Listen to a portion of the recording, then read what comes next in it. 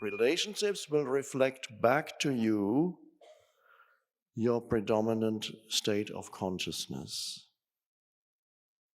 And that's why they are so useful. And so if you're a hermit, then it's very easy to fool yourself as to your state of consciousness. If you avoid contact with other humans because you just don't want to know anymore, it's just too unsettling, then of course, yes, you can probably be in sustained states of, if you're lucky enough, somebody brings you food, you can be in sustained states of presence and believe that you have finally arrived, but it will not yet be deeply rooted within you because it has not been tested in the fire of relationships. As a monk I knew years ago, a Buddhist monk was telling me that he was in the East somewhere, and he was a Westerner, but he had become a Buddhist monk. And his teacher, the abbot of the monastery where he was, allowed him to go up a mountain and sit in a little hut for half a year. And somebody would bring him food every day, and he had nothing to do but meditate and sit. And after the first month was dreadful, unbearable, because he was sitting there with his mind torturing him on the inner and the mosquitoes torturing him on the outer level. And then gradually he was able to let go of that, and more and more presence was arising. And he then said, and then in the last month or so, presence was almost continuous, and he was convinced that he had reached the state of liberation. And then a message came from the monastery, which somebody had realized that your visa has expired.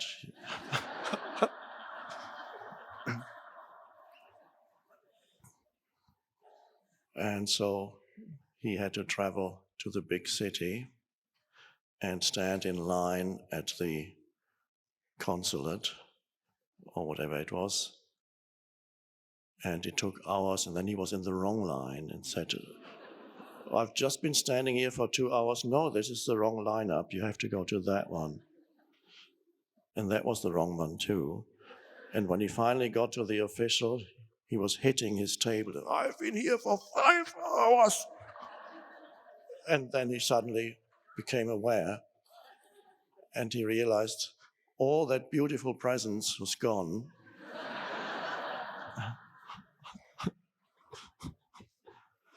That's relationships.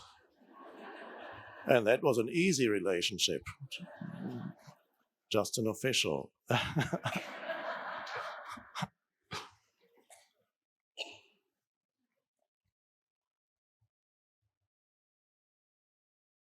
Relationships? No, there are many kinds of relationships. We will talk about that. The essence of relationships, the question is always whether relationships are working harmoniously and beautifully, or whether they are conflict-ridden, is determined by whether there is space in your relationship. That applies to any relationship. The question is there space in this? What does space mean? I don't mean space in the sense of distance between people. That's another aspect. I mean inner space. There is a line in Khalil Gibran's Prophet which talks about space, but this is not what I mean. This is also true, by the way. He says, let there be spaces in your relationship, which means don't cling to each other all the time. Occasionally go your own way and then come back together. That's also true. But what I'm talking about here is inner space in the relationship. And what that is, you probably know already, and we'll come to that now as we address the different kinds of relationships that you encounter in life and see how the arising new consciousness can be sustained in those challenging situations, because there is no doubt that human beings are very challenging. The other human beings.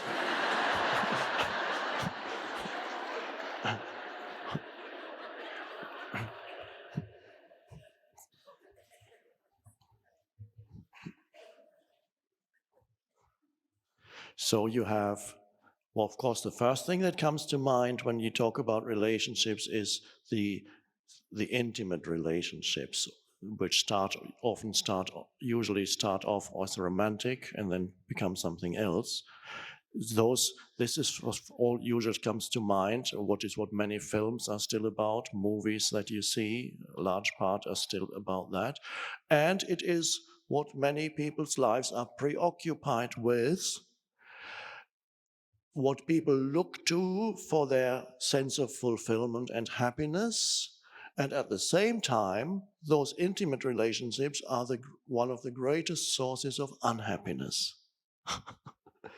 So a little contradiction here, of course. People look to it for their fulfillment and happiness, and in many, many cases, the opposite happens.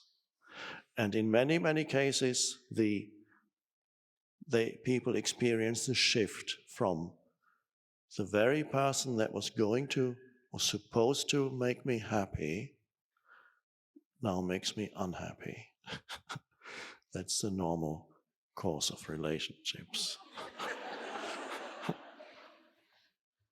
I read the other day, I don't know who said it, and he said there is no marriage in which a week after the wedding, there's no marriage in which 1 week after the wedding you cannot find grounds for divorce. And the secret is in continuing to find grounds for marriage, he said. Let's put this aside, because that is the most problematic.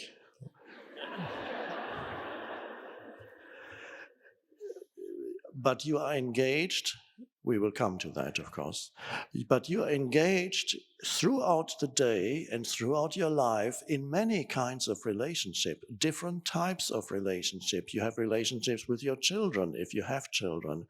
You have relationships with your grown-up children. You have relationships with your parents, relationships with siblings, family members, relatives. You have relationships with friends. You have relationships, casual, brief relationships when you interact with people to do this or that, to buy something, to ask for information, on the telephone. These are all relationships, and they're all part of, if there is dysfunction in you, egoic dysfunction, that will manifest in all relationships.